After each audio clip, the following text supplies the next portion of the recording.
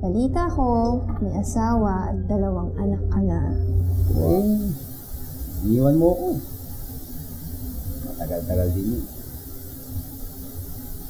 Alam mo naman kung bakit eh. Ngayon, sa wakas nakatapos na lahat ng mga kapatid ko. And I'm free as a bird. Malaya na akong gawin ang gusto ko at kung sino ang gugustuhin ko. Teka, ang ibig mong sabihin, single ka pa rin. Wala akong naging asawa din sa Japan. Single and available.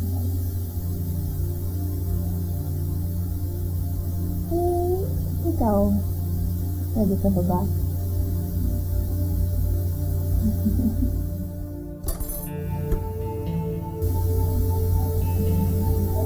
Pwedeng pakis.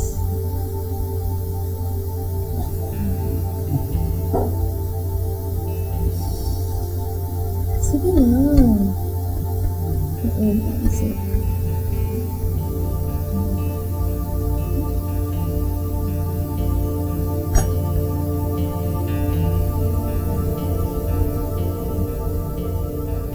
Hindi iyon ang muling pagkikita ni na Edgar at Sheila. Unti-unti nilang inamin na pareho silang nasabik sa isa't isa at nanaig pa rin ang malalim na samahan na nooy naudlot dahil sa obligasyon ni Sheila sa kanyang pamilya.